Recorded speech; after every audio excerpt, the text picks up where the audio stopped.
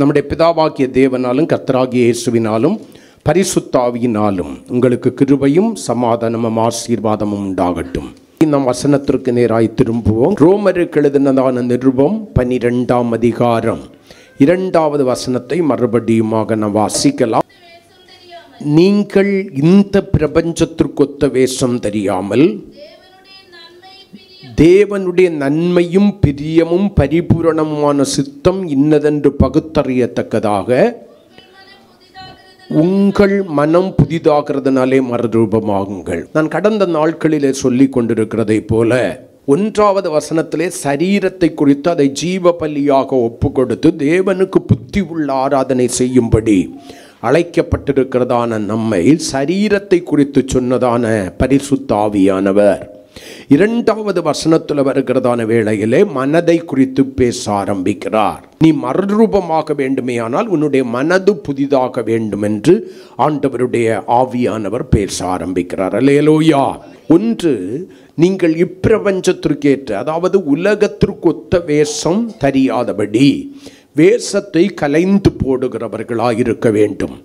உங்களுடைய மனது புதிதாக வேண்டுமேயானால், மறுரூபமாகத்தக்கதான தகுதி உடையதாய் மாற வேண்டுமேயானால், சரீரத்தை ஜீவ பலியாக ஒப்பு கொடுத்து புத்தி உள்ள ஆராதனை செய்யும்படி உங்களை அர்ப்பணித்ததான தேவனுடைய பிள்ளைகளாகிய நீங்கள் 2வதாக இந்த பிரபஞ்சத்திற்கேற்ற, அதாவது இந்த உலகத்திற்கொத்த வேஷம் தரிக்காதபடிக்கு உங்களுடைய மனதை புதிதாக்கி கொள்ள வேண்டும் என்று சொல்கிறார். அல்லேலூயா. முதல்ல சில வாரங்கள் கலைந்து போகும் வேஷம் என்கிற தலைப்பில் கர்த்தருடைய வார்த்தையை நம்ம தியானித்தோம். இன்னொன்று அடுத்த கீழே சொல்கிறது, தேவனுடைய நன்மை, மனம் புதிதாகிறதற்கு தங்களுடைய வாழ்க்கையை அர்ப்பணித்ததான தேவனுடைய பிள்ளைகள் தேவனுடைய நன்மை இன்னதென்று பகுத்தறிய வேண்டும். இந்த உலகம் கொடுக்கிற நன்மை உண்டு, சாத்தான் கொடுக்கிற சில நன்மைகள் உண்டு, நம்முடைய சுயமாய் நாம் பெற்றுக்கொள்கிற சில நன்மைகள் உண்டு. ஆனால் தேவன் நம்முடைய வாழ்க்கையிலே அனுமதித்திருக்கிற நன்மை என்ன? என்னுடைய தேவன் தருகிறதான நன்மை மட்டும்தான் என்னுடைய தேவனுடைய நாமத்தை மகிமைப்படுத்தும். என்னுடைய சுய முயற்சியினாலே, மனிதர்களை நம்புகிறதுனாலே, உலகத்தை பிரியப்படுத்துகிறதுனாலே எனக்கு வருகிற நன்மைகள், நன்மை என்கிற பெயரிலே வருகிற தீமைகள் எனக்கு தேவனுடைய நாமத்தை மகிமைப்படுத்தாது. ஆகையினாலே தேவனுடைய நாமத்தை மகிமைப்படுத்துகிற தேவனுடைய நன்மைகள் இன்னதென்று பகுத்தறிகிற அந்த அறிவு இருந்தால்தான் உங்களுடைய மனம் புதிதாகும். ஆமென் சொல்லுங்களேன். ஹல்லேலூயா. 3வதாக கடந்த வாரத்தில் நல்ல கவனிங்க, தேவனுடைய நன்மை இன்னதென்று பகுத்தறிகிற தேவனுடைய பிள்ளைகள் அடுத்து பகுத்தறிய வேண்டிய ஒரு காரியம், தேவனுடைய பிரியம் இன்னதென்று பகுத்தறிய வேண்டும். பிரியம். அல்லேலூயா. ஆண்டவர் என்னிடத்தில் எதை எதிர்பார்க்கிறார்? ஆண்டவருடைய விருப்பம் என்ன? ஆண்டவர் வெறுக்கிற காரியம் என்ன? அவருடைய இருதயத்தை மகிழச் செய்யும்படியான ஒரு வாழ்க்கை வாழ வேண்டுமேயானால் நான் எப்படி வாழ்ந்தால் தேவனுடைய இருதயம் மகிழும் என்பதை பகுத்தறிகிற அறிவுடையவர்களாய் தேவனுடைய பிள்ளைகள் மாற வேண்டும். அப்பதான் நம்முடைய மனம் புதிதாகி மறுரூபம் அடைவதற்கு நம்ம தகுதி உடையவர்களாய் மாறுவோம். அல்லேலூயா. எபேசியர் 5:10 உங்களுக்கு சுட்டி காண்பித்து, கர்த்தருக்கு பிரியமானது இன்னதென்று என்ன பண்ண வேண்டுமா? சோதித்தறியுங்கள் என்று வேதத்தில் சில காரியங்களை சொல்லி 2 தீமோத்தேயு 3ஆம் அதிகாரம் 1, 2, 4 வசனங்களை உங்களுக்கு சுட்டி காண்பித்து 1ஆம் வசனத்திலே கடைசி நாட்களிலே, மேலும் கடைசி நாட்களிலே 2வது வசனத்திலே மனுஷர் தேவனை பிரியப்படுத்துகிறவர்களாய் அல்ல, தன்னைத்தானே பிரியப்படுத்தி வாழ்கிற தற்பிரியராய் மாறுவார்கள் என்று சொல்லி உங்களுக்கு சுட்டி காண்பித்து விட்டு 4வது வசனத்திலே அவர்கள் மனுஷ பிரியராயும் தற்பிரியராயும் இருக்கிறபடியினாலே தேவ பிரியராய் இருக்க மாட்டார்கள் என்று சொல்லி இவைகளின் நடுவில் தனக்குத்தானே கனி கொடுத்த பலனற்ற திராட்சை செடியாகிய இஸ்ரவேல் ஜனங்களை, கர்த்தருக்கென்று கனி கொடுக்காமல் கர்த்தருக்கு பிரியமானதை செய்யாமல் தங்களுக்கு பிரியமானதை செய்து வாழ்ந்த இஸ்ரவேல் ஜனங்களை ஓசியா 10:1 உங்களுக்கு சுட்டி காண்பித்து விட்டு தேவனுக்கு பிரியமாய் வாழ்ந்த 3 மனிதர்களை உங்கள் நடுவில் வைத்தேன். அல்லேலூயா. 1 தீர்க்கதரிசியாகிய சாமுவேல், சிறு பிள்ளையாயிருக்கும் போது. ஆமேன் சொல்லுங்களேன். ஆமேன். அலுமுவேல் என்னும் பிள்ளையாண்டான் வளர்ந்து பெரியவனான போது தேவனுக்கு மனுஷருக்கு முன்பாக பிரியமாய் நடந்து கொண்டான் என்று வாசித்தோம். அல்லேலூயா. இரண்டாவதாக சிறையிருப்புக்குள்ளாய் கொண்டு செல்லப்பட்டதான தானியேலை குறித்து 9ஆம் அதிகாரம் 23வது வசனத்தை, தானியேலே நீ மிகவும் பிரியமானவன், ஆகையினால் நீ வேண்டிக் கொள்ள தொடங்கின போதே கட்டளை வெளிப்பட்டது என்று சொன்ன அந்த வார்த்தை உங்களுக்கு சுட்டி காண்பித்து, சிறையிருப்புக்குள்ளாய் சென்றாலும் அந்நிய தேசத்திற்குள்ளாய் சென்றாலும் அடிமைத்தனம் என்கிற ஒன்று தன்மேல் இருந்தாலும் கர்த்தருக்கு பிரியமாய் வாழ்ந்த தானியேலை உங்களுக்கு சுட்டி காண்பித்தேன். மூன்றாவதாக ஆதியாகமத்தின் புஸ்தகம் 5ஆம் அதிகாரம் 24வது வசனத்தை உங்களுக்கு சுட்டி காண்பித்து, மனைவியும் பிள்ளைகளும் உடைய குடும்பம் உடையவனாய் இருந்தாலும் கர்த்தருக்கு பிரியமாய் வாழ்ந்து எடுத்துக்கொள்ளப்பட்ட ஏனோக்கை உங்களுக்கு சுட்டி காண்பித்து, ஏன் நாம் தேவனுக்கு பிரியமாய் வாழ முடியவில்லை, நம்முடைய சுய சிந்தையும் சுய கிரியைகளும் ஆகிய மாமிசத்தின் சிந்தைகளும் மாமிசத்தின் கிரியைகளும் அழிக்கப்படாததே அதற்கு காரணம். எப்பொழுது நம்முடைய சுய சிந்தைகளும் கிரியைகளும் அழிக்கப்படுகிறதோ அப்பொழுது நீங்கள் தற்பிரியராயல்ல, மனுஷ பிரியராயல்ல, தேவ பிரியராய் மாறி போவீர்கள். அல்லேலூயா. சத்தமா சொல்லுங்களேன். கடைசி காலத்திலே வாழ்கிற அடையாள சின்னங்களாய் அல்ல, தேவனை மகிமைப்படுத்துகிற ஒரு வாழ்க்கை வாழ்வீர்கள் என்று சொல்லி கடந்த நாட்களிலே சொல்லி நான் உங்களுக்கு முடித்தேன். அல்லேலூயா. இன்னைக்கு அந்த பிரியத்தில் இருந்து தான் ஆரம்பிக்க போகிறோம். அல்லேலூயா. ஆமீன் சொல்லுங்களேன். எது தேவனுக்கு பிரியம்? வேதத்திலே அநேக காரியங்கள் உண்டு. எல்லாவற்றையும் பிரசங்கிப்பது என்பது இயலாத காரியம். அநேகமாக இன்னைக்கு ஒரு காரியம் மட்டும்தான் உங்களோடு கூட நான் பகிர்ந்து கொள்வேன். அல்லேலூயா. எது தேவனுக்கு பிரியம்? நான் எப்படி தேவனை பிரியப்படுத்தலாம், அல்லது என்னுடைய எந்த சுபாவம், எந்த செய்கை தேவனை பிரியப்படுத்துகிறதாய் அவருடைய இருதயத்தை மகிழச் செய்கிறதாய் இருக்கிறது என்று பார்ப்போமே. ஆனால் 1 சாமுவேல் 15ஆம் அதிகாரம் 22வது வசனத்தை வாசிக்கலாம். நமக்கு அநேகம் பேருக்கு மனப்பாடமாய் தெரிந்த ஒரு வசனம்தான். அதற்கு சாமுவேல், கர்த்தருடைய சத்தத்திற்கு கீழ்ப்படிவதை பார்க்கிலும் சர்வாங்க தகனங்களும் பலிகளும் கர்த்தருக்கு பிரியமாயிருக்குமோ, பலியை பார்க்கிலும் கீழ்ப்படிதலும் ஆட்டுக்கடாக்களின் நிணத்தை பார்க்கிலும் செவி கொடுத்தலும் உத்தமம். அப்ப இந்த தேவனுடைய வசனம் சவுல் என்கிற இஸ்ரவேலின் முதல் ராஜாவினிடத்தில் தேவனுடைய மனுஷனாகிய தீர்க்கதரிசியாகிய சாமுவேலை கொண்டு கர்த்தர் சொன்ன ஒரு காரியத்தை வேதம் நமக்கு அடையாளம் காட்டுகிறது. அல்லேலூயா. சவுல் என்ன நினைச்சான்னா, அழிக்க வேண்டியதான அமலேக்கியருடையதான ஆடு மாடுகளிலே கொழுத்தவைகளும் முதல் தரமானவைகளும் இரண்டாம் தரமானவைகளுமாயிருக்கிற மிருக ஜீவன்களை தேவனுக்கு பலியிட்டு அவரை பிரியப்படுத்தலாம் என்று சொல்லி சவுல் தன்னுடைய இருதயத்திலே நினைத்திருந்தான். அல்லேலூயா. நம்ம நிறைய நேரம் இப்படிதான் செய்ய வேண்டியதை செய்து பேச வேண்டியதை பேசி தேவனை பிரியப்படுத்தாதபடிக்கு கற்பனையை மீறி, கட்டளைகளை மீறி, பிரமாணத்தை மீறி நாம் விரும்புகிற ஏதோ ஒன்றை செய்து தேவனை பிரியப்படுத்தி விடலாம் என்று நினைக்கிறோம். அருமையான தேவனுடைய பிள்ளைகளே, வேதம் சொல்லுகிறதை கவனிங்கள். இந்த இடத்திலே கீழ்ப்படிதல் தான் பிரியம். எந்த ஒரு தேவனுடைய பிள்ளை கர்த்தர் என்னுடையவைகளை அல்ல என்னை விரும்புகிறார் என்று சொல்லி, ஆமீன் சொல்லுங்களேன். கர்த்தர் என்னுடையவைகளை அல்ல, அவர் எனக்கு தந்தவைகளை அல்ல, என்னை விரும்புகிறார். என்னுடையவைகளை கொண்டு நான் தேவனை பிரியப்படுத்த முடியாது. என்னால் மட்டுமே தேவனை பிரியப்படுத்த முடியும் என்கிற உண்மையை அறிந்து தேவனுடைய சப்தத்திற்கு உண்மையாய் செவி கொடுத்து, ஒரு செவி வழியாய் கேட்டு மறு செவி வழியாய் விட்டு விடாதபடி அந்த தேவனுடைய சப்தத்தை தங்களுடைய இருதயத்திலே பதித்து கர்த்தருக்கு ஸ்தோத்திரம், உண்மையாய் தேவனுடைய வார்த்தைகளுக்கு கீழ்ப்படிந்து, அதாவது அந்த வார்த்தைகளை கை கொண்டு நடக்கிறதான தேவனுடைய பிள்ளைகளாய் இருக்கிறார்களோ, தேவ சபையாய் இருக்கிறதோ, அவர்கள் தான் தேவனை பிரியப்படுத்துகிற ஒரு வாழ்க்கை வாழ முடியும். அதுதான் தேவனுக்கு பிரியம். நான் தசம பாகம் கொடுக்கிறேன், நான் காணிக்கை கொடுக்கிறேன், நான் பெசல் காணிக்கை கொடுக்கிறேன், சோத்திர காணிக்கை கொடுக்கிறேன், இதெல்லாம் தேவனை பிரியப்படுத்துமான்னா நீங்கள் உங்களை கொடுக்காமல் உங்களுடையவைகளை கொடுப்பதனாலே தேவன் பிரியப்பட போவதில்லை. முதலாவது உங்களையும் இரண்டாவது உங்களுக்குரியவைகளை நீங்கள் கொடுக்கும் போது தேவன் மகிமைப்படுகிறார், தேவன் பிரியப்படுகிறார். அது அவருடைய பார்வையிலே ஏற்றதாயிருக்கிறது.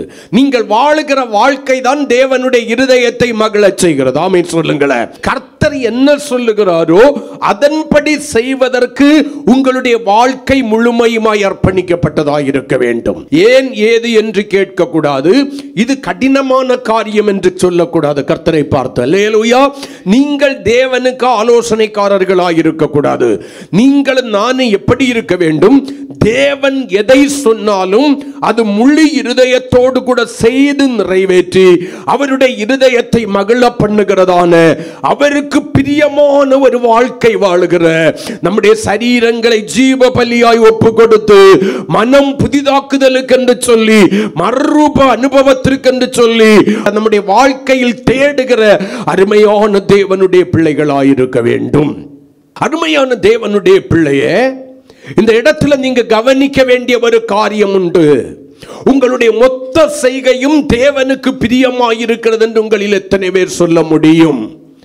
தேவன் சவுலிடத்துல சொல்றாரு, அமலேக்கியருக்குரிய ஏது ஒன்றை நீ உயிரோடு கூட வைக்காதபடிக்கு எல்லாவற்றையும் அழித்து போட வேண்டும். இவன் என்ன செய்கிறான்? ராஜாவாக்கிய ஆகாகை உயிரோடு கூட பிடிக்கிறான். ஆமென் சொல்லுங்களேன். அல்லேலூயா. ஆடு மாடுகளிலே முதல் தரமானவைகளை இரண்டாம் தரமானவைகளையும் கொண்டு வந்து தன்னுடைய தொழுதிலே கட்டுகிறார். சாமுவேல் என்கிற தீர்க்கதரிசி வரும்போது சொல்கிறான், கர்த்தருடைய வார்த்தையின்படி நான் எல்லாவற்றையும் செய்து விட்டேன். நம்ம எதையுமே கர்த்தருடைய வார்த்தையின்படி செய்து கர்த்தருடைய நாமத்தை மகிமைப்படுத்த மாட்டோம், அவருடைய இருதயத்தை மகிழ செய்ய மாட்டோம். ஆனா சொல்லி கொண்டிருப்போம், நான் எல்லாம் கர்த்தர் சொல்லுகிறபடி தான் செய்வேன். உங்க மனசுல மனசாட்சிங்கிற ஒன்று இருக்குன்னா, மனசாட்சி என்கிற ஒன்று உங்களுக்குள்ளாய் வாழ்ந்து கொண்டிருக்கிறது உண்மையானால் உங்க மனசுல கை வச்சு நீங்க கேட்டு பாருங்க, ஆண்டவர் சொல்லுகிறவைகளின் படிதான் நான் செய்கிறேனா? ஆண்டவர் சொல்லுகிறபடிதான் நான் செய்கிறேனா?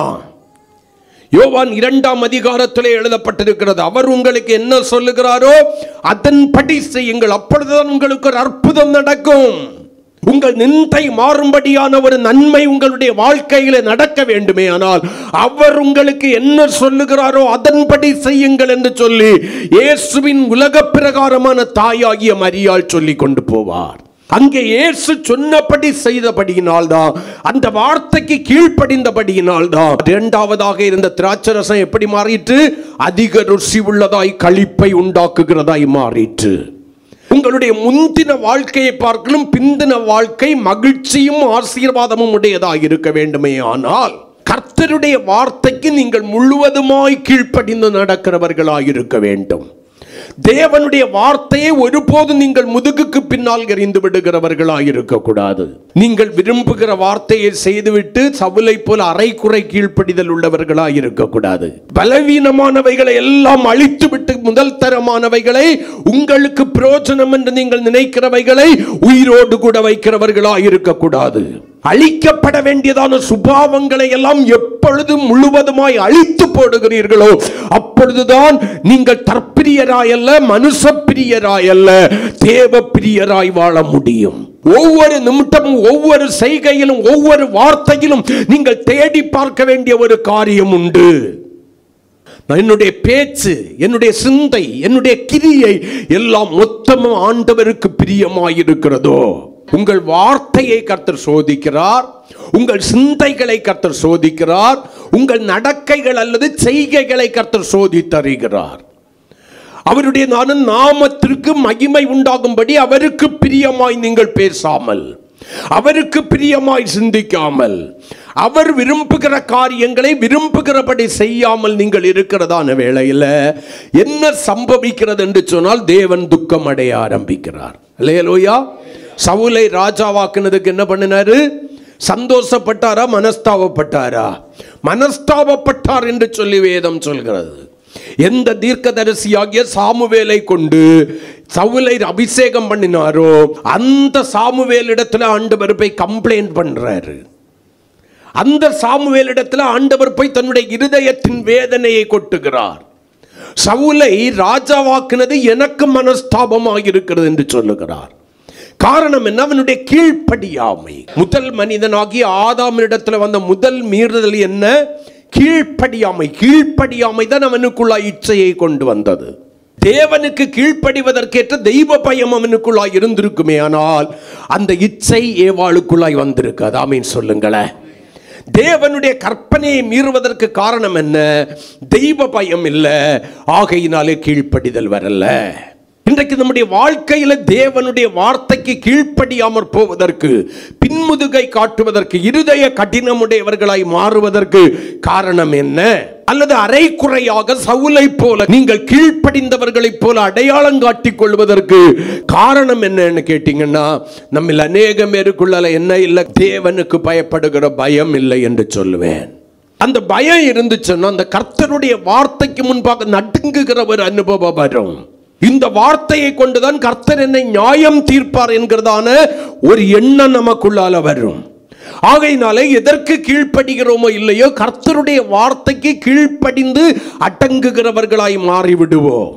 ஏவாளை போல வார்த்தையை மீறி கீழ்ப்படியாமல் போய்விட்டு, ஏவாள் சொன்னதற்காக தேவனுடைய வார்த்தைக்கு கீழ்ப்படியாமல் போய் அவள் கொடுத்த பழத்தை புசித்து தேவ மகிமையை இழந்து நிர்வாணியாய் மாறின ஆதாமை நான் நீங்களும் இருக்க மாட்டோம். நல்லா கவனிக்கணும். அப்ப நம்முடைய கீழ்ப்படியாமையை தேவன் விரும்புவதில்லை. எவ்வளவு தூரத்திற்கு நீங்கள் உண்மையாய் கீழ்ப்படுகிறீர்களோ, எந்த அளவிற்கு உங்களுடைய கீழ்ப்படிதலிலே நீங்கள் பரிபூரணமுடையவர்களாய் இருக்கிறீர்களோ, அந்த அளவிற்கு நீங்கள் தற்பிரியராயும் மனுஷப்பிரியராயும் அல்ல, தேவ பிரியராய் மாறுகிறீர்கள். உங்களுக்காக தன்னுடைய இரத்தத்தை சிந்தி மீட்டு தன்னுடைய சுய இரத்தத்தினாலே சபையாம் தோட்டத்திலே கொண்டு வைத்த ஆண்டவர் மகிமைப்படும்படியான ஒரு வாழ்க்கையை நீங்கள் வாழுகிறீர்கள். ஆமென். அந்த கீழ்ப்படிதல் குறையும் போது ஆண்டவர் துக்கப்படும்படியான ஒரு வாழ்க்கையை நம்ம வாழ்றோம். அல்லேலூயா. ஆதாமின் கீழ்ப்படியாமையை குறித்து ரோமர் 5:19 எழுதப்பட்டிருக்கும், வாசிக்கலாம். அன்றியும் ஒரே மனிதனுடைய கீழ்ப்படியாமையினாலே, நல்லா கவனிங்க, ஒரு ஆதாமனுடைய கீழ்ப்படியாமை அநேகம் பேரை என்ன பண்ணி விட்டதா? பாவிகளாக்கி விட்டதா. இங்க யாரை குறித்து எழுதப்பட்டிருக்கிறது? ஆதாமை குறித்து எழுதப்பட்டிருக்கிறது. முதல் மனிதனாகிய ஆதாமை குறித்து, தேவ சாயலின்படியும் ரூபத்தின்படியும் சிருஷ்டிக்கப்பட்ட, தேவனுடையதான சுவாசத்தை தன்னுடைய நாசியிலே பெற்றுக்கொண்டு ஜீவாத்மாவான அந்த ஆதாமை குறித்து எழுதப்பட்டிருக்கிறது. ஒரே மனிதனுடைய கீழ்ப்படியாமை என்ன பண்ணிட்டு அநேக பேரை பாவிகளாய் மாற்றினது. அதே போல உங்கள் ஒருவருடைய கீழ்ப்படியாமை அநேக பேரை பாவிகளாய் மாற்றிவிடும். ஒரு சவுலினுடைய கீழ்ப்படியாமை, ஒரு ஆகானுடைய கீழ்ப்படியாமை அநேக பேருக்கு பின்விளைவுகளை கொண்டு வந்தது. அல்லேலூயா. இன்று வரைக்கும் மனித குலம் பாவத்திலே பிறப்பதற்கு காரணம் என்ன? ஆதாம் என்கிற ஒருவனுடைய மீறுதல் என்கிறதான கீழ்ப்படியாமை. ஆதாம் மட்டும் உண்மையாய் தேவனுக்கு கீழ்ப்படிந்திருப்பானே, ஆனால் இன்றைக்கும் இந்த உலகத்திலே பாவம் என்கிற ஒன்று இல்லாமல் இருந்திருக்கும். இயேசு மனிதனாக இந்த உலகத்திற்கு வந்திருக்க வேண்டிய அவசியமே இல்லை. உங்களுக்காக எனக்காக பாவமாக்கப்பட்டு சாபமாக்கப்பட்டு நிர்வாணமாக்கப்பட்டு கல்வாரி சிலுவையிலே அந்தரத்திலே தொங்கி இருக்க வேண்டிய அவசியம் இல்லை.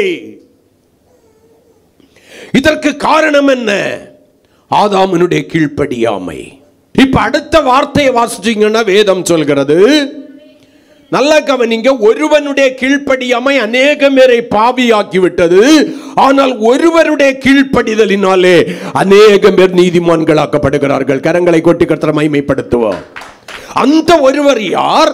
உங்களுக்காகவும் எனக்காகவும் பரலோகம் விட்டு பூலோகத்திலே மனுஷனாக அடிமையின் ரூபம் எடுத்து வந்து சாபமான சிலுவையிலே சாபமாக்கப்பட்டவராய் பாவமாக்கப்பட்டவராய் தன்னை தியாக பலியாக ஒப்பு கொடுத்த இயேசு, மரித்தும் உயிரோடு கூட எழுந்தவர், இன்றைக்கும் ஜீவிக்கிறவராயிருக்கிற இயேசு, அவருடைய கீழ்ப்படிதல், அவர் எப்படி கீழ்ப்படிந்தாராம்? சிலுவையின் மரண பரியந்தம் கீழ்ப்படிந்தவராகி தம்மை தாழ்த்தினார். அல்லேலூயா.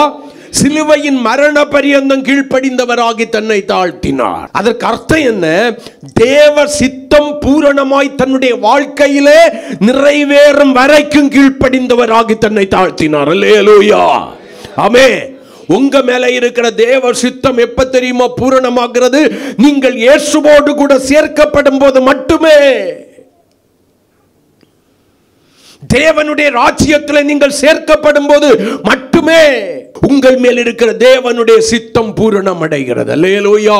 இயேசு வந்தது மட்டுமல்ல தேவ சித்தம், சிலுவையிலே தன்னுடைய ஜீவனை கொடுத்தது மட்டுமல்ல தேவ சித்தம், மூன்றாம் நாளிலே உயிர்ப்பிக்கப்படுவது மட்டுமல்ல தேவ சித்தம், தனக்கென்று ஒரு கூட்டத்தை ஆயத்தமாக்கி மகிமையின் பரலோகத்திலே கொண்டு சேர்ப்பதும் தேவ சித்தமாயிருக்கிறது.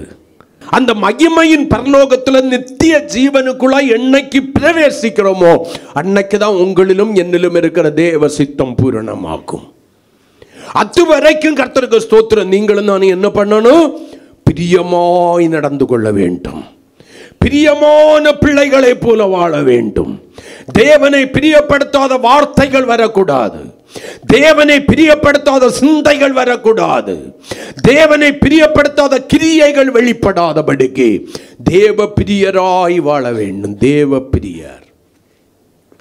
இங்க மறுபடியும் கேட்க வேண்டிய ஒரு கேள்வி உண்டு. என்னுடைய வார்த்தைகளும் சிந்தைகளும் கிரியைகளும் என் ஆண்டவரை துக்கப்படுத்துகிறதா அல்லது மனஸ்தாபப்படுத்துகிறதா, மகிழச் செய்கிறதா? நான் எனக்கே பிரியமாய் நடவாமல் என் தேவனுக்கு மட்டும் பிரியமாய் நடத்துகிறேன். அல்லேலூயா. பவுல் சொல்லும்போது சொல்வார், நான் மனுஷனையா தேவனையா யாரை பிரியப்படுத்துகிறேன்? பவுல பாருங்க, என்னைக்கு ஆண்டவருக்குள்ளால வந்துட்டார், அன்னையிலிருந்து தற்பிரியத்தைங்கிற ஒன்னையும் விட்டுட்டாரு, மனுஷ பிரியம் என்கிற ஒன்றையும் விட்டுக்கிட்டு தேவ பிரியராய் மாறிவிட்டார். அதனாலதான் அந்த பவுல் இன்னைக்கும் பேசப்படுகிறார். கீழ்ப்படுகிறவனுடைய தேவனுக்கு அல்லது தேவ சப்தத்திற்கு கீழ்ப்படுகிறவனுடையதான சுபாவம் எப்படி இருக்கும்னு சொல்லி ஆபிரகாமை குறித்து கர்த்தர் அவருடைய குமாரனாகிய ஈசாக்கினிடத்திலே சாட்சி கொடுக்கிறார். ஆதியாகமத்தின் புஸ்தகம் 26ஆம் அதிகாரம் 4வது வசனத்திலே நீங்கள் வாசிக்கிறதான வேளையில ஆபிரகாமுடைய கீழ்ப்படிதலை குறித்து ஆபிரகாமின் குமாரனாகிய ஈசாக்கினிடத்துல கர்த்தர் சாட்சி கொடுக்கிறார். அப்ப கீழ்ப்படுகிறவனுடைய தேவனுக்கு கீழ்ப்படுகிறவனுடைய சுபாவம் எப்படி இருக்கும் என்று இந்த வசனம் நமக்கு கற்றுக் கொடுக்கிறது. வாசிங்க. ஆபிரகாம் என் சொல்லுக்கு கீழ்ப்படிந்து என் விதிகளையும் என் கற்பனைகளையும் என் நியமங்களையும் என் பிரமாணங்களையும் கை கொண்டபடியினால். அப்ப கீழ்ப்படுகிறவனுடைய சுபாவம் எப்படி இருக்கும்?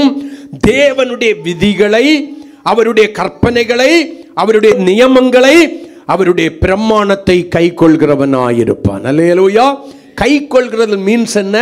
அதை விட்டு வலது பக்கம் இடது பக்கம் சாயாதபடி அதை கை கொண்டு நேரான வழியிலே நடந்து தேவனை பிரியப்படுத்துகிறவனாயிருப்பான். சும்மா நான் கீழ்ப்படுகிறேன் சொல்லி தேவ கற்பனைக்கும் பிரமாணங்களுக்கும் உகந்ததல்லாத ஒரு வாழ்க்கை, உங்களை நீங்கள் பிரியப்படுத்துகிற வாழ்க்கை, உங்கள் உறவுகளை பிரியப்படுத்துகிற வாழ்க்கை, மனுஷரை பிரியப்படுத்துகிற வாழ்க்கை, உலகத்தை பிரியப்படுத்துகிற வாழ்க்கை வாழ்வீர்களேயானால் நான் சொல்லுகிறேன், நீங்கள் தேவ பிரியர் அல்ல.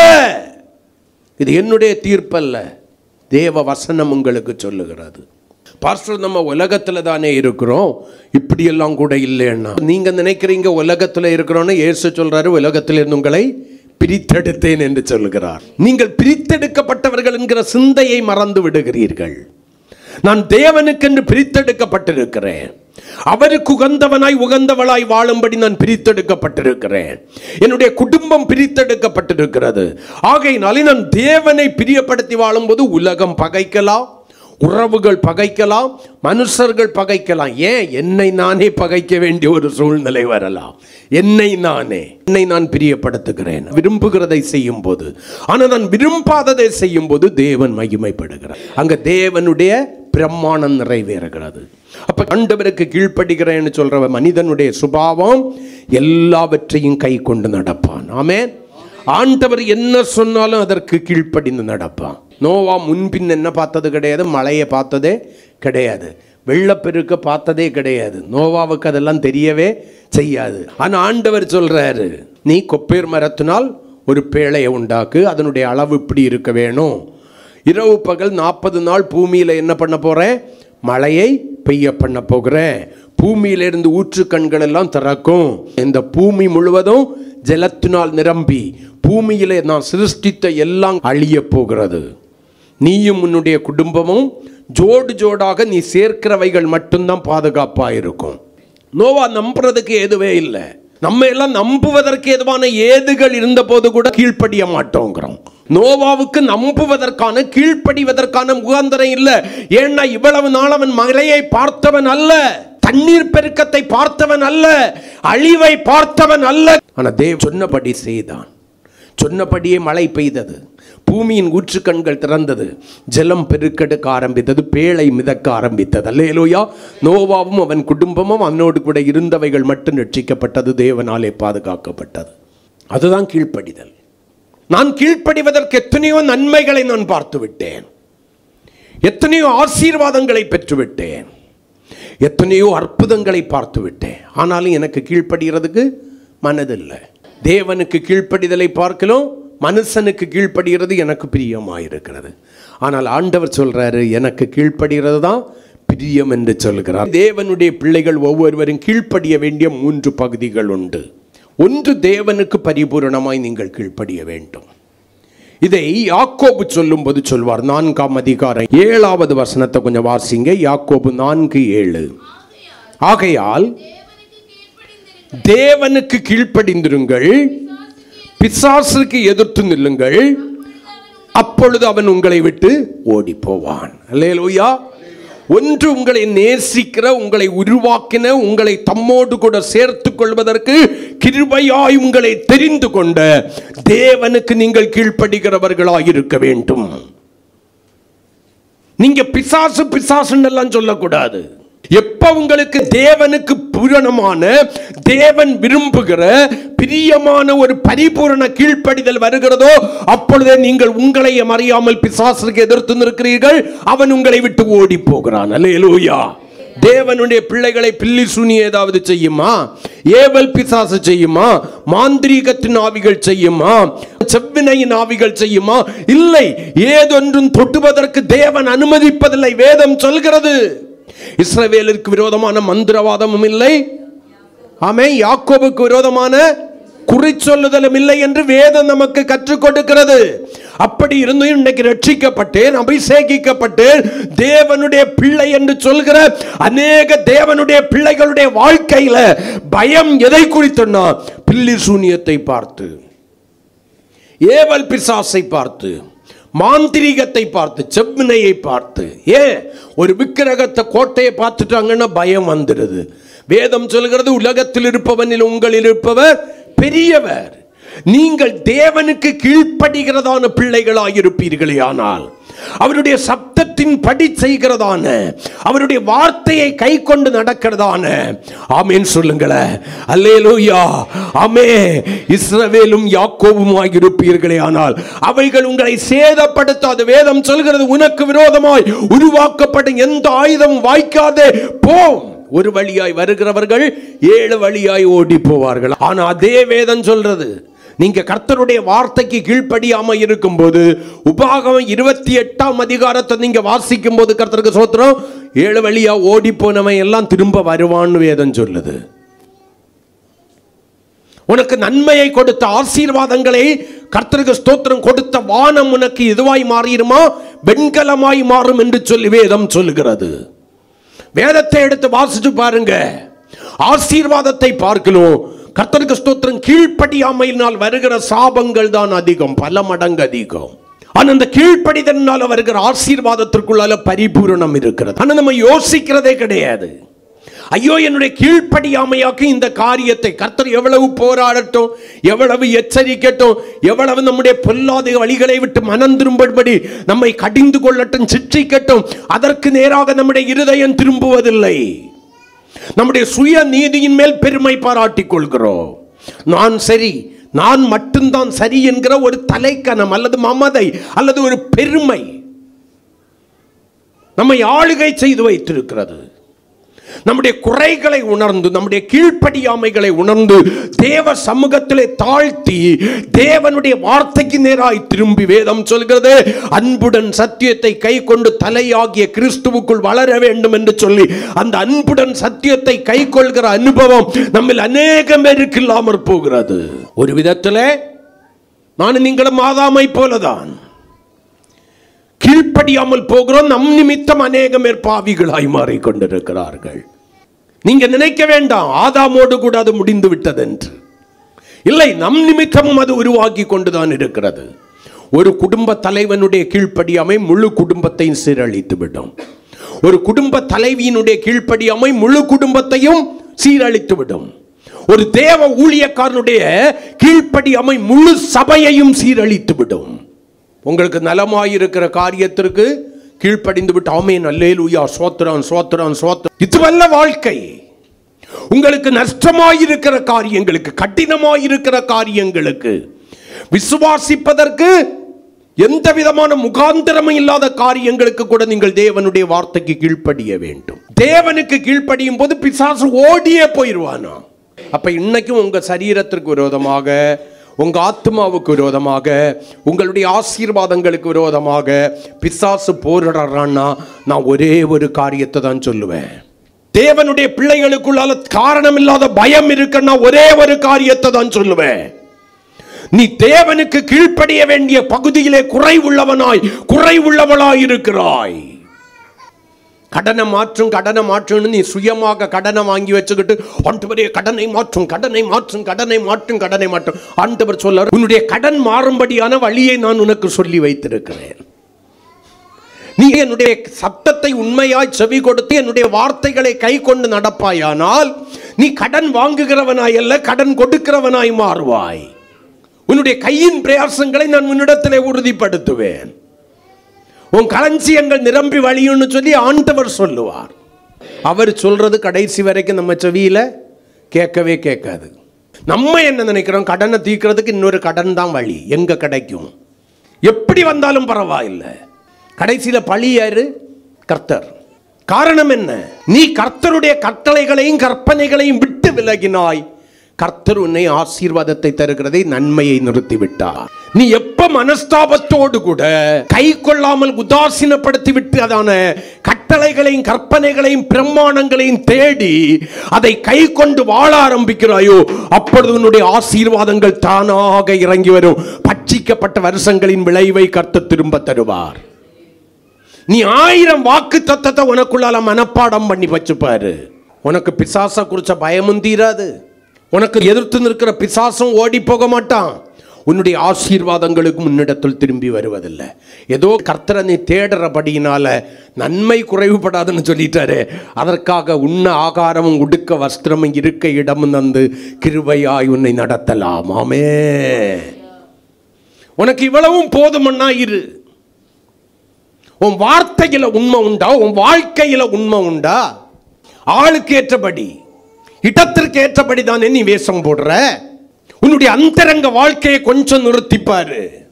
வெளிப்படையாக பரிசுத்தவானை போல பரிசுத்தவாட்டியை போல நீ மட்டும்தான் நீதி உள்ளவனை போல நீதி உள்ளவளை போல அடையாளம் காட்டிக் கொள்கிறவனுடையதான வாழ்க்கையின் அந்தரங்கத்தை கொஞ்சம் தேவனுக்கு முன்னால நிறுத்திப்பாரு. வசனம் என்கிற கண்ணாடிக்கு முன்னால நிறுத்திப்பாரு.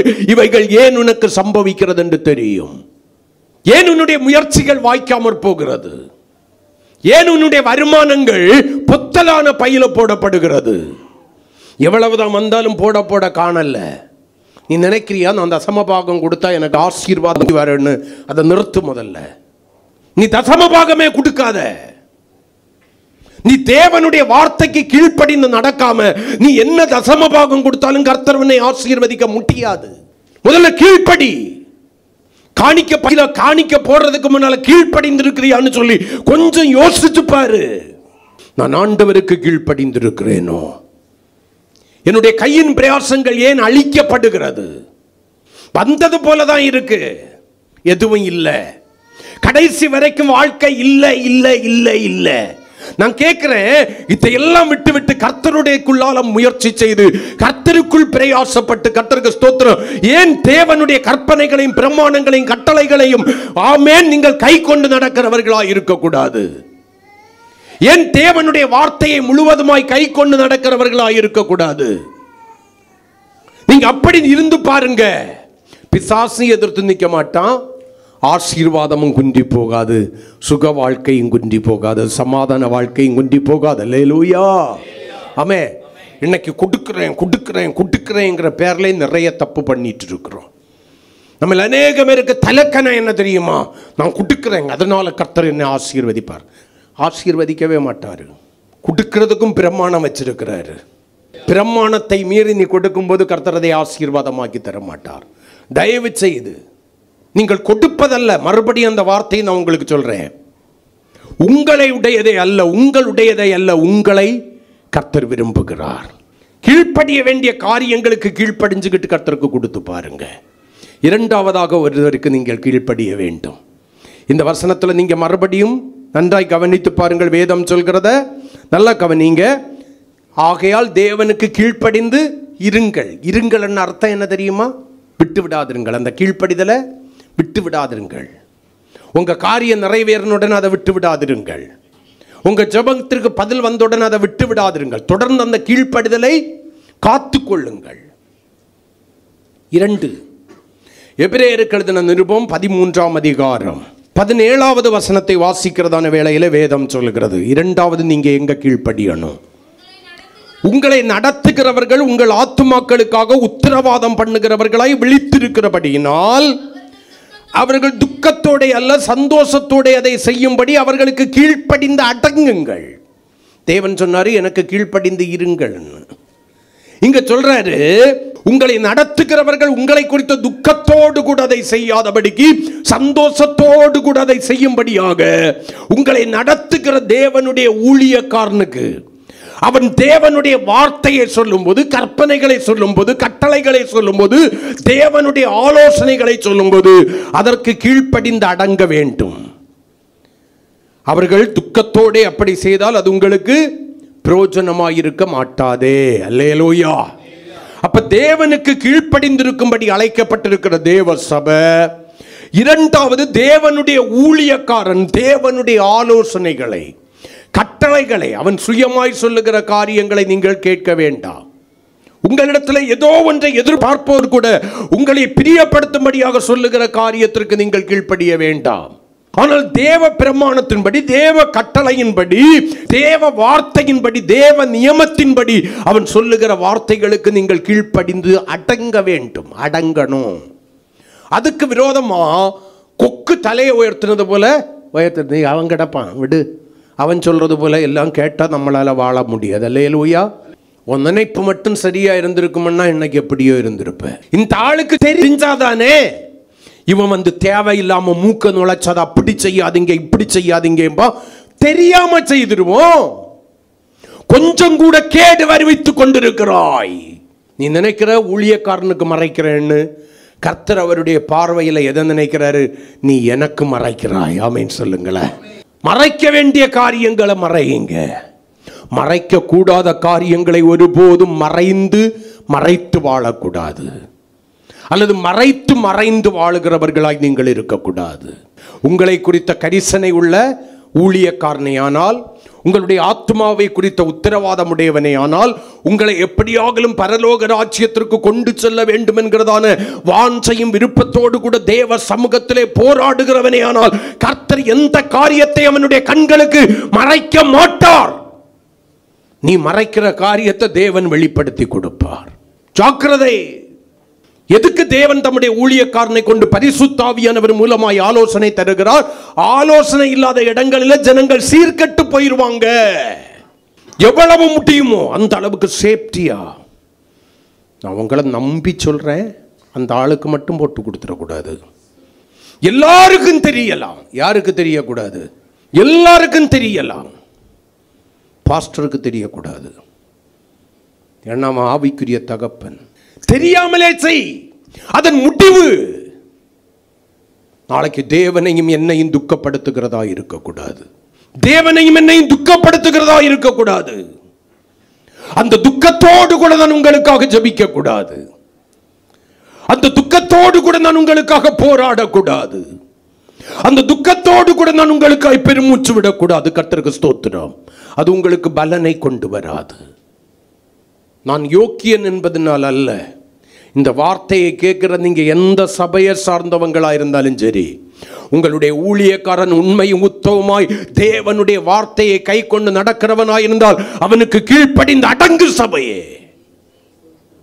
உன் கீழ்ப்படிதல் தான் உன்னுடைய ஆசீர்வாதமே இருக்கிறது. நான் அடிக்கடி சொல்லுவேன், உன்னுடைய உபவாசத்தில் அல்ல, உன்னுடைய பல மணி நேரத்தை ஜெபத்தில் அல்ல, உன்னுடைய காணிக்கையில் அல்ல, உன்னுடைய தசம பாகத்தில் அல்ல, உன்னுடைய கீழ்ப்படிதலில் தான் உன்னுடைய ஆசீர்வாதம் இருக்கிறது என்று இப்போதல்ல பல முறை சபைக்கு நான் சொல்லி இருக்கிறேன். இன்னைக்கு அந்த வார்த்தையை மறுபடியும் சொல்றேன். ஒரு நல்ல தகப்பன் தன்னுடைய பிள்ளைகள் கெட்டு போக வேண்டும் என்று சொல்லி ஒருபோதும் ஆலோசனை கொடுக்க மாட்டான். ஒரு உண்மையான ஊழியக்காரன் தன்னிடத்தில் வருகிற தேவனுடைய பிள்ளை கெட்டு போக வேண்டும் என்று சொல்லி ஒருபோதும் ஆலோசனை கொடுக்க மாட்டான். அல்லேலூயா. ஒருவேளை அவன் வருங்காரியங்களை நிகழ்காரியங்களை நீங்கள் அவசரப்பட்டு எடுக்கிற முடிவை அவன் அவசரப்பட்டு எடுக்காம இதுக்கு பின்னணியே என்ன, இது நாளைக்கு என்ன சம்பவிக்கும் என்பதை யோசித்து உங்களுக்கு சொல்லலாம். உங்களை நடத்துகிறவர்களுக்கு கீழ்ப்படுகிறது. உங்களை நடத்துகிறவர் 2 பேர். 1 பரிசுத்தாவியானவர், 2 பரிசுத்தாவியானவர் ஆளுகை செய்து வைத்திருக்கிற ஊழியக்காரன். நீங்கள் கீழ்ப்படிஞ்சு தான் ஆகணும், அடங்கி தான் ஆகணும். நல்ல ஆலோசனை சொல்லும்போது, நல்ல புத்திமதி சொல்லும்போது நீங்கள் அடங்கி வாழ்ந்தீங்கன்னா, கீழ்ப்படிதலில் இருந்தீங்கன்னா அது தேவன பிரியமாய் மாறுகிறது. அவர் உங்களை ஆசீர்வதிக்கிறார். அல்லேலூயா. உங்களை நடத்துகிறவர்களுக்கு கீழ்ப்படிந்து அடங்குங்கள். 3 எபேசியர் 5ஆம் அதிகாரம் 21வது வசனத்தில் நீங்கள் வாசிக்கிறதான வேளையில் வேதம் சொல்கிறது, தெய்வ பயத்தோட ஒருவருக்கொருவர் கீழ்ப்படிந்திருங்கள். ஒருவருக்கொருவர், மனைவி கணவனுக்கு, கர்த்தருக்கும் உங்களை நடத்துகிறவர்களுக்கும் கீழ்ப்படுகிற நீங்கள். மனைவி யாருக்கு கீழ்ப்படியணும்? கணவனுக்கு கீழ்ப்படியணும், கர்த்தருக்குள் கீழ்ப்படியணும். கணவர் தப்பிச்சோன்னு நினைக்காதீங்க. மனைவி கர்த்தருக்குள் உங்களுக்கு கீழ்ப்படுகிறது போல அந்தபடி புருஷர்களே உங்கள் மனைவியினிடத்தில் அன்பாயிருக்கணும்.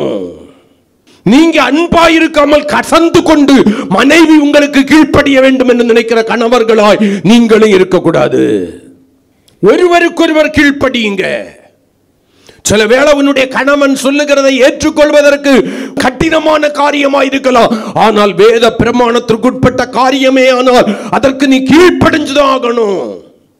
பிள்ளைகளே, உங்கள் பெற்றோருக்கு கர்த்தருக்குள் கீழ்ப்படியுங்கள். அடுத்து சொல்லுது பிள்ளைகளை குறித்து. பெற்றவர்களை கர்த்தர் சும்மா விடல. பெற்றோரே உங்கள் பிள்ளைகளை கோபமூட்டாதிருங்கள் என்று சொல்லி வேதம் சொல்லுகிறது.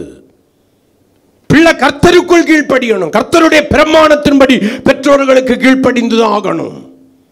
வேலைக்காரரே உங்கள் எஜமானன்களுக்கு கீழ்ப்படியுங்கள். நீங்க ஒரு இடத்துல வேலை பார்க்குறீங்கன்னா உங்களுக்கு மேலே இருக்கிறவங்களுக்கு கீழ்ப்படியணும். அவர்களையும் கர்த்தர் சும்மா விடல. அவர்களுக்கு சொல்றாரு, உங்களுக்கு மேல ஒருத்தர் இருக்கிறாருங்கிறது நினைச்சு உங்க வேலைக்காரங்களை நடத்துங்க, கரங்களை கொட்டி. இதுதான் வேத வசனம். இருபுறமும் கருக்குள்ள பட்டயம். இளைஞரே மூப்பர்களுக்கு கீழ்ப்படியுங்கள். வேதத்துல வாசிச்சுக்கிட்டே போகலாம் நிறைய கீழ்ப்படிதலை குறிச்சு. நீ என்ன சொல்றது, நான் என்ன கேட்கறது, ஏன் குவாலிஃபைடு என்ன, ஏன் அறிவு என்ன, நான் படிச்சிருக்கேன், உனக்கு என்ன கீழ்ப்படுகிறது. முதியோருக்கு கீழ்ப்படியுங்கள். அவர்கள் சொல்லுகிற காரியங்கள் கை கொள்வதற்கு கடினமாக இருந்தால் கூட வேத பிரமாணத்திற்கு உட்பட்டதே ஆனால் கர்த்தருக்குள் கீழ்ப்படியுங்கள். அது உங்களுக்கு ஆசீர்வாதம். உங்க அளவுக்கு படிக்காம இருக்கலாம், கீழ்ப்படியுங்கள். முதியோருடைய வார்த்தை எப்படி தெரியுமா? எப்போதுமே அது முதுநெல்லிக்காயை போன்றது. சொல்றதை கேட்கும்போது கசக்கும், ஆனால் பிராக்டிக்கலாக அது உன்னுடைய வாழ்க்கையில் கை கொள்ளும் போது அது மதுரமாய் மாறும். கரங்களை கொட்டி. நல்ல நெல்லிக்காய்க்க தன்மை என்ன தெரியுமா? எடுத்து கடிச்ச உடனே கசப்பு போல இருக்கும். அல்லேலூயா. ஒரு கதை சொல்லுவாங்க. ஒரு வழிப்போக்கன் வெயிலில் நடந்து வந்துக்கிட்டே இருந்தானா. ஒரு வயதான பாட்டி நெல்லிக்காய் விற்றுக்கிட்டு இருந்தாங்களாம். நெல்லிக்காய் வாங்கிட்டு போய் கர்த்தருக்கு ஸ்தோத்திரம். இந்த நெல்லிக்காயை கடிச்சு சாப்பிடும்போது அது கசப்பாக இருந்துச்சு. இவனுக்கு தண்ணி தாகம். திரும்பி பார்த்தா பக்கத்தில் ஒரு குளம் இருந்துச்சு. அந்த குளத்தில் போய் தண்ணி குடித்தான். இனிப்பாக இருந்துச்சு. உடனே அங்கே இருந்த பாட்டிக்கிட்ட கேட்கணும், பாட்டி யாருக்கு இந்த குளம்? இந்த குளத்தை எனக்கு வேலைக்கு, குளங்கிறவரும் என்றுக்குள்ளது. இந்த ஏப்பா அப்படி கேட்குற? தண்ணி அவ்வளவு இனிப்பா இருக்கு, எனக்கு இந்த குளம் வேணும். அந்த பாட்டி சொன்னாங்களா, எப்பா குளத்தில் உள்ள தண்ணி இல்லை இனிச்சது, நீ இந்த நெல்லிக்காயை சாப்பிட்டுக்கிட்டு கட்ட. இல்லை இல்லை, அதை சாப்பிடும்போது கசந்துடுச்சு. இல்லைப்பா, அது முன்னால் கசக்கும், அதுக்கப்புறம் இனிக்கும்ப்பா. அந்த நெல்லிக்காயை சாப்பிட்டுக்கிட்டு நீ தண்ணி குடித்ததுனால தான் அது மதுரம் ஆயிட்டுன்னு சொன்ன பிறகு கேட்கல. பாட்டி சொல்லிச்சான், எனக்கு குழந்தான். பாட்டி எவ்வளவு கேட்குறீங்க? ஒரு 1000 ரூபா தாப்பா. அந்த காலம் ஒரு 1000, அவங்களுக்கு நெல்லிக்காய் வியாபாரம் அன்னைக்கோட முடிஞ்சிச்சு. இவன் பெரிய பணக்காரன், 1000 ரூபாயை கொடுத்து குளத்தை வாங்கியாச்சு. பாட்டி நெல்லிக்காயை எடுத்துக்கிட்டு பாக்கி இவன் கையில கொடுத்துட்டு பாட்டி போயாச்சு. மறுநாளைக்கு குளத்துக்கு நீ என்ன பண்ணணும்? வேலி போடணும். இனி யாரும் இந்த தண்ணியை குடிக்க கூடாது. ஊரே குடியாச்சு. ஏன்ப்பா குளத்துக்கு? இல்லை, நான் நேற்றைக்கு அதை விலைக்கு வாங்கியாச்சு. யாருக்கிட்ட? அந்த பாட்டிக்கிட்ட விலைக்கு வாங்கினியா? கவர்மெண்ட் குளம்ப்பா. இல்லை இல்லை, இந்த தண்ணி ரொம்ப இனிப்பா இருந்துச்சு, அதனால நான் என்ன பண்ணினேன், விலைக்கு வாங்கிட்டு 1000 ரூபாய் கொடுத்துருக்கிறேன். ஒருத்தன் சொன்னானா, இப்போ போய் அந்த தண்ணியை குடிச்சு பாருன்னானா. அவனுக்கு தெரிஞ்சு போச்சு, பாட்டியிட்ட வாங்கின நெல்லிக்காய் தின்னாக்கும் இது தண்ணி இனிச்சிச்சுன்னு. போய் குடிச்சு பாருன்னானோ. போய் குடிச்சு பாரு. இப்போ இனிக்கல்ல. கேட்க வேண்டியதை கேட்க வேண்டிய நேரத்தில் கேட்டேன்னா அது கசப்பா இருக்கும், கொஞ்சம் கழிஞ்சது மதுரமா மாறும். கேட்க வேண்டியதை கேட்க வேண்டிய நேரத்தில் கேட்காம கர்த்தருக்கு ஸ்தோத்திரம் செவியை அடைத்து விட்டு செவிட்டு விதியனை போல வாழ்ந்து விட்டு எப்பொழுதோ அது இனிக்கும்னு நினைச்சேன்னா காலங்கள் உன்னை விட்டு கடந்து போயிருக்கும். தேவ பிள்ளையே, 1 தேவனுக்கு கீழ்ப்படிந்திருங்கள். 2 உங்களை நடத்துகிறவர்களுக்கு கீழ்ப்படிந்து அடங்குங்கள். 3 ஒருவருக்கொருவர் கீழ்ப்படியுங்கள். யாருக்குள்ளால கீழ்ப்படியணும்? கர்த்தருக்குள்ளால கீழ்ப்படியணும். தேவ பிரமாணத்தின்படி கீழ்ப்படியணும். 2 கொரிந்தியர் 2ஆம் அதிகாரம் 9வது வசனத்துல அப்போஸ்தலனாகிய பவுல் கொரிந்து சபையை பார்த்து கேட்பார் ஒரு கேள்வி. நீங்கள் எல்லாவற்றிலும் கீழ்ப்படிந்திருக்கிறீர்களோ என்று உங்களை சோதித்தறியும்படி இப்படி எழுதினேன். எல்லாவற்றிலும் கீழ்ப்படிதல். சவலை போல் அரைக்குறையான கீழ்ப்படிதல் அல்ல. லகுவான காரியங்களுக்கு கீழ்ப்படிந்து விட்டு நஷ்டம் உண்டாக்குகிற கடினமான காரியங்களை கீழ்ப்படியாமல் போகிறதல்ல. எல்லாவற்றிலும் கீழ்ப்படிந்திருக்கிறீர்களோ, நீங்கள் எல்லாவற்றிலும் கீழ்ப்படிவதுதான் தேவனுக்கு பிரியம். எபேசியர் 5:6, கொலோசியர் 3:6 வேதம் சொல்கிறது. 2 வசனத்திலையும் ஒன்று போல சொல்லும், கீழ்ப்படியாமையின் பிள்ளைகள் மேல் தேவ கோபாக்கினை வருமாம். இது பழைய ஏற்பாட்டில் உள்ள வசனம் இல்லை, புதிய ஏற்பாட்டில் உள்ள வசனம், சபைக்கு சொல்லப்பட்ட வசனம். கீழ்ப்படியாமையின் பிள்ளைகள் மேல் தேவ கோபாக்கினை வரும் என்று அறிந்து கொள்ளுங்கள். உங்க கீழ்ப்படியாமை தேவ கோபத்துக்கு உங்களை ஆளாக்குகிறது. அது உங்களுடைய ஆசீர்வாதங்களை உரிந்து போடுகிறது, சூறையாடி போகிறது. நீங்கள் தேவனுக்காகாதவர்களாய் மாறுகிறீர்கள், தேவ கோபாக்கினையின் பாத்திரங்களாய் மாறுகிறீர்கள். ஆனால் உங்களுடைய கீழ்ப்படிதல் பரிபூரணமான ஆசீர்வாதங்களை நன்மைகளையும் உங்களுக்கு கொண்டு வருகிறது. அந்த கீழ்ப்படிதல் தேவ பிரியராய் உங்களை மாற்றுகிறது. அல்லேலூயா. இந்த பகல் காலத்தில் நான் எல்லாவற்றுக்கும் கீழ்ப்படிந்திருக்கிறேனோ என்று சோதித்து பாருங்கள். ஒருவனுடைய கீழ்ப்படியாமை அநேகம் பேரை பாவிகளாய் மாற்றினதை போல என்னுடைய கீழ்ப்படியாமை என்னுடைய வீட்டாரை, என் சபையாரை பாவிகளாய் மாற்றினது உண்டா? ஏன் என்னையே பாவியாய் மாற்றி? அல்லது என்னுடைய கீழ்ப்படிதல் அநேகம் பேர் கிறிஸ்துவை அறியும்படியாய் மாறி இருக்கிறதா?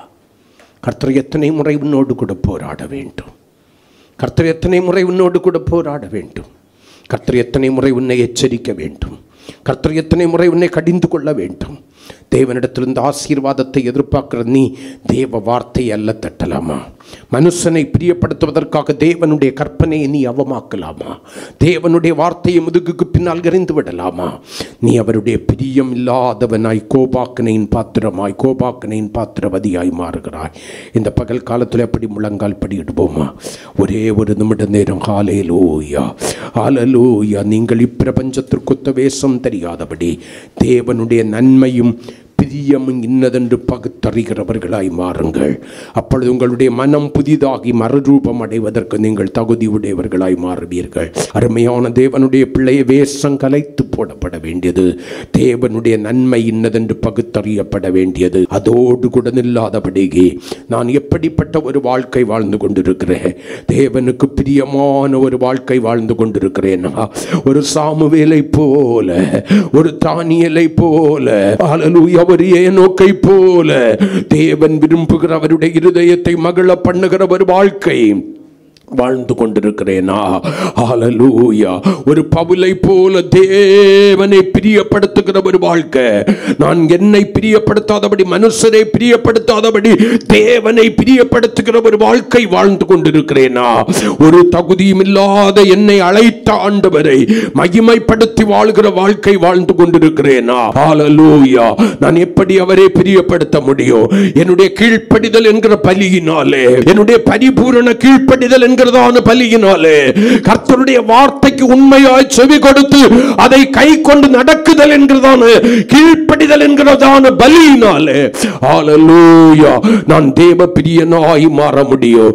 நான் தேவனுக்கு கீழ்ப்படிய வேண்டியவன், நான் தேவனுக்கு கீழ்ப்படிய வேண்டியவள், எல்லாவற்றுக்கும் கீழ்ப்படிய வேண்டியவன், எல்லாவற்றுக்கும் கீழ்ப்படிய வேண்டியவள், ஏதொன்றையும் விட்டு விடாதபடிக்கு கர்த்தருக்கு ஸ்தோத்திரம். சவுலை போல லாபமாய் இருக்கிற முதல் தரமானவைகளை விலக்கி வைக்காதபடி, ராஜாவை விலக்கி வைக்காதபடி, எல்லாவற்றையும் அழித்து விட வேண்டியவன். ஆமென். கர்த்தரை பிரியப்படுத்த வேண்டியவன், கர்த்தரை பிரியப்படுத்த வேண்டியவன், அவர் விரும்புகிற வாழ்க்கை வாழும்படி அழைக்கப்பட்டிருக்கிறேன். ஹல்லேலூயா. நான் கீழ்ப்படிந்திருக்கிறேனா? நான் கீழ்ப்படிந்திருக்கிறேனா? எல்லாவற்றுக்கும் நான் கீழ்ப்படிந்திருக்கிறேனா? சோதித்தறியுங்கள் தேவனுடைய பிள்ளையே, சோதித்தறியுங்கள். நான் தேவனுடைய கோபாக்கினையின் பாத்திரமாய் அல்ல, கிருபா பாத்திரமாய் மாற்றப்பட்டிருக்கிறேன், கிருபா பாத்திரமாய் மாற்றப்பட்டிருக்கிறேன். இனி நான் தேவனுடைய கோபாக்கினையின் பாத்திரமாய் மாறப்போவது இல்லை. நான் எல்லாவற்றுக்கும் கீழ்ப்படிந்து தேவ பிரியமாய் வாழ என்னை ஒப்புக் கொடுக்கிறேன். நான் என்னை நடத்துகிற தேவ ஊழியக்காரனுக்கு, ஆளுகை செய்து நடத்துகிற பரிசுத்த ஆவியானவருக்கு கீழ்ப்படிந்து அடங்கி இருக்கிறேனா? ஹல்லேலூயா. அல்லது அவர்களுடைய ஆலோசனைகள் எனக்கு என்னுடைய குறைகளை சுட்டி காண்பிக்கிறதாக, ஹல்லேலூயா, என்னை நல்வழிப்படுத்துகிறதா இருக்கிறபடியினாலே, எனக்கு ஆசீர்வாதத்திற்கு ஏதுவாக இருக்கிறபடியினாலே, ஹல்லேலூயா, அவைகளை விட்டு விட்டு நான் என்னை பிரியப்படுத்தி, மனுஷரை பிரியப்படுத்தி, கர்த்தருக்கு ஸ்தோத்திரம், தேவனையும் பிரியப்படுத்தாமல் என்னை நடத்துகிற ஊழியக்காரனுக்கும் கர்த்தருக்கு ஸ்தோத்திரம் நான் கீழ்ப்படியாமல், தேங்க் யூ லார்ட், மனசும் மாமிசமும் விரும்புகிறபடி வாழுகிறவனாய் இருக்கிறேனா? என் பிரியமான சகோதரனே, சகோதரியே, வாலிப மகனே, மகளே, அருமையான சின்ன பிள்ளையே, உன்னுடைய வாழ்க்கையை கர்த்தர் இன்னைக்கு கேட்கிறாரு. நீ யாருக்கு கீழ்ப்படிந்து கொண்டிருக்கிறாய்? எந்த அளவுக்கு உன்னுடைய கீழ்ப்படிதல் இந்த பகல் காலத்தில் நினைத்து பார் என்று சொல்கிறார். மூன்றாவதாக ஒருவருக்கொருவர், ஹல்லேலூயா, மனைவி கணவனுக்கு, பிரைஸ் காட், பிள்ளைகள் கர்த்தருக்குள் பெற்றோருக்கு கர்த்தருக்கு ஸ்தோத்திரம், ஹல்லேலூயா, ஹல்லேலூயா, ஹல்லேலூயா, வேலைக்காரர்கள் எஜமானனுக்கு, ஆமென், இளைஞர்களே மூப்பர்களுக்கு என்று சொல்லி ஒரு பெரிய பட்டியல் கொடுக்கப்பட்டிருக்கிறது. அவர்களுக்கெல்லாம் கீழ்ப்படிகிற அனுபவம் உங்களுக்கு உண்டா? அவர்களுக்கெல்லாம் கீழ்ப்படிகிற அனுபவம் உண்டா? கர்த்தருக்குள்ளால பிரமாணத்தின்படி சொல்லுகிற வார்த்தைகளுக்கு, பிரமாணத்திற்கு வெளியே சொல்றதுக்கு அல்ல, உங்களை பாவமாக்குகிற தேவனை விட்டு பிரிக்கிறதான வார்த்தைகளுக்கு அல்ல, ஆமென், கற்பனையின்படியான வார்த்தைகளுக்கு கீழ்ப்படுகிற அனுபவம் உண்டா? இந்த பகல் காலத்தில் உங்களை சோதித்து பாருங்கள். ஆமென். நான் தேவனுக்கு பிரியமா இல்லையா? நான் எல்லாவற்றுக்கும் கீழ்ப்படிந்திருக்கிறேனா? நான் கிருபா பாத்திரமா, கோபாக்கினையின் பாத்திரமா? என்னுடைய வாழ்க்கை எங்கே ஓடிக்கொண்டிருக்கிறது? எதை நோக்கி பிரயாணம் பண்ணி கொண்டிருக்கிறேன்? யோசியுங்கள். கர்த்தருக்கு நேராக திரும்புங்க. தேவனுக்கு பரிபூர்ணமாய் கீழ்ப்படியுங்கள். கீழ்ப்படிந்து இருங்கள். பிசாசு உங்களை விட்டு ஓடி போவான். தேவாவியினாலே ஆளுகை செய்யப்பட்டு உங்களை நடத்துகிற தேவ ஊழியக்காரனுக்கு கீழ்ப்படியுங்கள், அடங்குங்கள். கர்த்தர் உங்களை உயர்த்தி வைப்பா. கீழ்ப்படிவதற்கு முதலாவது தேவை என்ன தெரியுமா? தெய்வ பயம். அது உங்களுக்குள்ளால வரட்டும். ஒருவருக்கொருவர் கீழ்ப்படியுங்க. புருஷர்களே, மனைவியில் அன்பு கூறுங்க. பெற்றோரை, பிள்ளைகளை கோபம் ஊட்டாதிருங்கள், கசந்து கொள்ளாதிருங்கள். எஜமான்களே, உங்களையும் விசாரிக்கிற ஒருவர் இருக்கிறார் என்பதை அறிந்து, ஆமீன், உங்களுடைய வேலைக்காரங்களை நீங்கள் ட்ரீட் பண்ணுங்க. முதியோரே, அந்த பிள்ளைகளுடையதான உணர்வுகளை புரிந்து கொள்ளுங்கள். இந்த காலை வேளையில் கர்த்தர் நம்மோடு கூட பேசிக்கொண்டு ஒரே கேள்விதான். தேவனுக்கு பிரியமுள்ளவனாய், பிரியமுள்ளவளாய் மாறும்படி நான் எல்லாவற்றுக்கும் கீழ்ப்படிந்திருக்கிறேனா? அல்லது சவுலை போலவா? சவுல் கோபாக்கினையின் பாத்திரமாய் மாறிவிட்டான். இந்த பகல் காலத்தில் மனம் திரும்புவோம். கானா ஒரு கல்யாண வீட்டாரை போல அவர் சொல்லுகிறதை செய்வோம். அற்புதங்களை காண்போம். கர்த்தர் நம்மை ஆசீர்வதிப்பார்.